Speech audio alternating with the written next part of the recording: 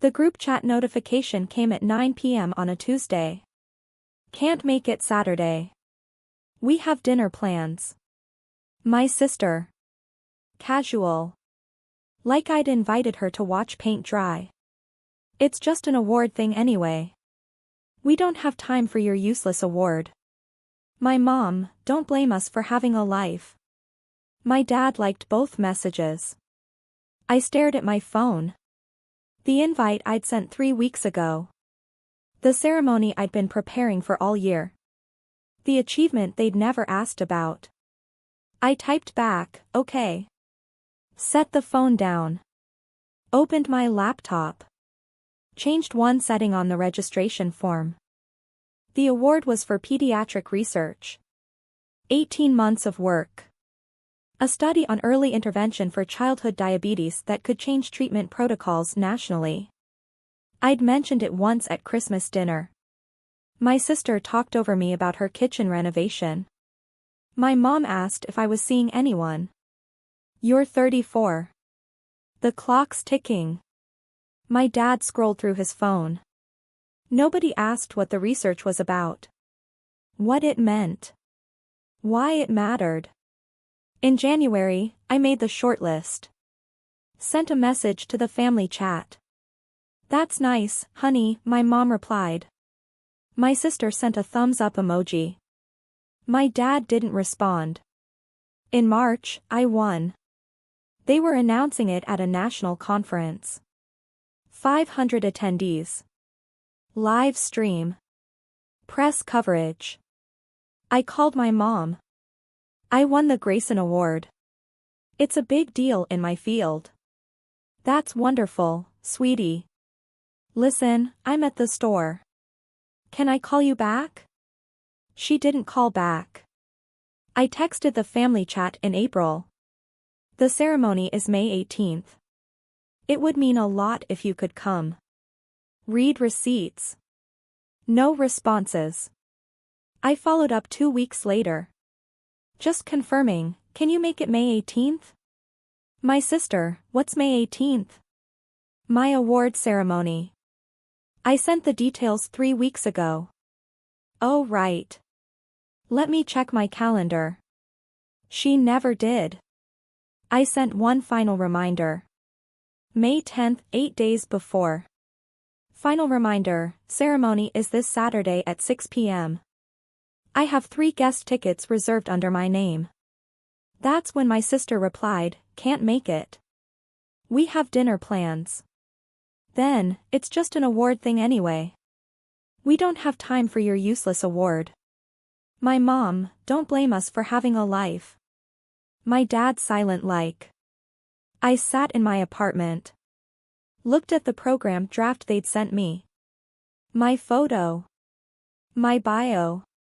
My speech slot. The empty seats I'd reserved. I could have invited colleagues. My research partner had asked if I had extra tickets. Saving them for family, I'd said. I opened my laptop. Logged into the conference registration portal. Found the section marked Live Stream Settings. It defaulted to professional contacts only. Email verification required. I clicked Public Access. Added the YouTube link to the description. Copied it. Opened the family group chat. Pasted the link with one line, in case you change your mind. My mom, we're not changing our minds. Stop being dramatic. I didn't respond. Saturday morning, I got ready alone. Navy dress. The good heels. Hair pulled back. Drove to the conference center. Checked in. Saw my name on the banner outside. My research partner found me backstage. Your family here? No. They had dinner plans. She looked confused. It's 6 p.m. I know. I didn't explain. The ceremony started at 6 exactly. 500 people in the audience. 3 empty seats in the front row. And somewhere across town, my family sat down to dinner. I wondered if they'd check the link. I wondered if they'd care. At 6:47 p.m., my phone started buzzing. I was on stage, giving my speech. The notifications didn't stop. 18 missed calls by the time I walked off stage. 43 texts. I silenced my phone. Went to the reception. Smiled for photos. Shook hands with researchers I'd admired for years. The head of the National Pediatric Institute pulled me aside. "Your work is going to save lives. You should be very proud." I was. For the first time in months, I actually was. My phone kept lighting up in my purse. I ignored it. At 9 p.m., I finally checked. "My sister, call me now." "My mom, how could you embarrass us like this?" "My dad, we need to talk about this." My sister again, everyone saw. Everyone. "Do you know what you've done?" I scrolled up. Found a message from my cousin. "Congrats. Watched the whole thing. You were amazing. My aunt, so proud of you. Shared the stream with the whole family. My uncle, incredible speech. We had no idea you were doing such important work." The live stream. Public access. Shareable link. My research had been featured on the main screen behind me during my speech. Photos of the children in the study. Success rates. Future implications.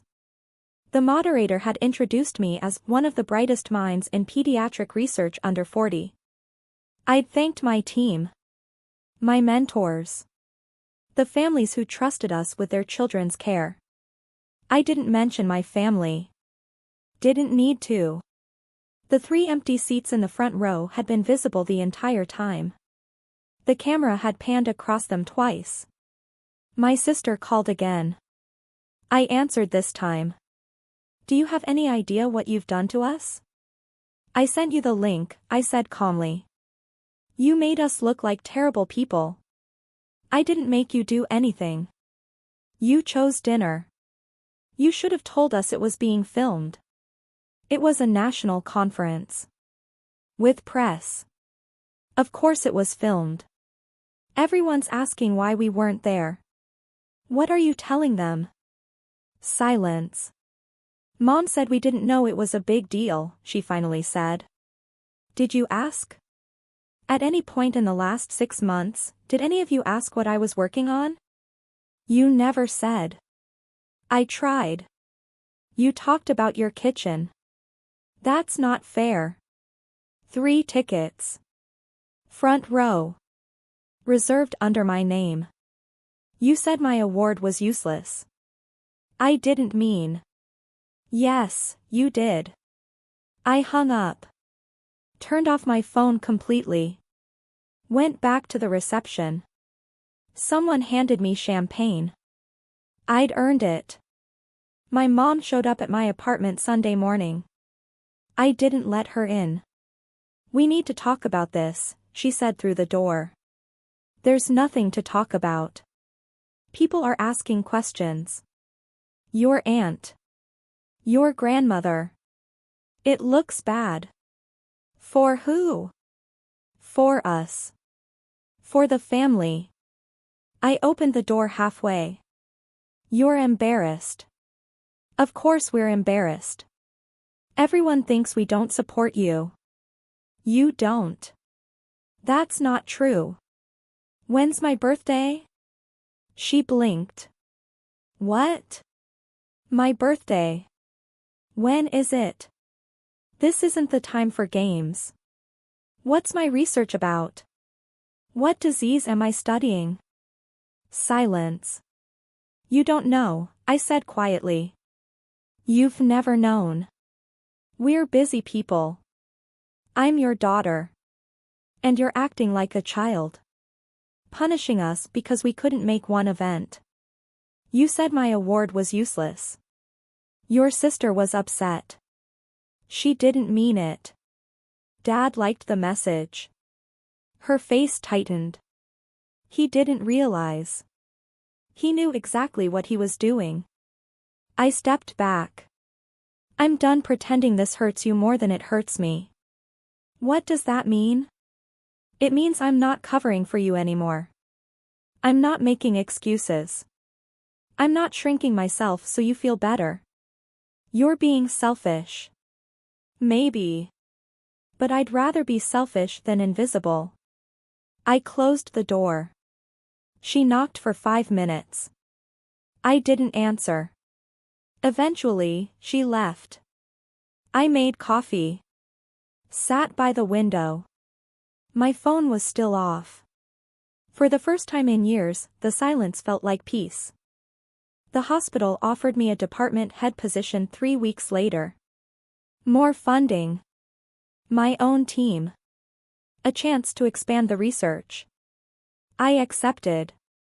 My family found out through Facebook. I didn't tell them directly. My sister texted, "Congrats, I guess." I didn't reply. My mom called. I let it go to voicemail. "We'd love to take you to dinner to celebrate. As a family." I deleted it. Thanksgiving came. The group chat lit up with plans. Location. Time. Who was bringing what? Nobody asked if I was coming. I worked the holiday.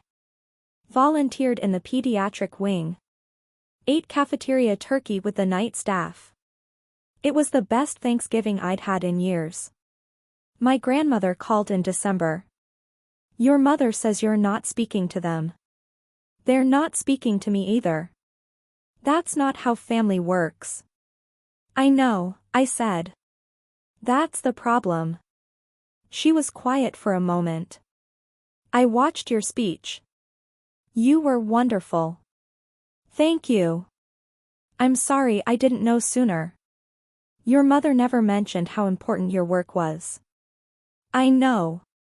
Will you come to Christmas?" "No. But I appreciate the invitation." She sighed. "You're allowed to be hurt, you know." "I'm not hurt anymore. I'm just done." "There's a difference?" "Yes," I said. Hurt means you're still waiting for them to change. Done means you've stopped waiting. I got a card from her 2 weeks later. A check inside. "For your research. I'm proud of you." I framed the card. Deposited the check into the study fund. My office has a window now. Overlooks the park. There's a photo on my desk from the ceremony. Me. On stage. Holding the award. The front row isn't visible in the shot. Just me.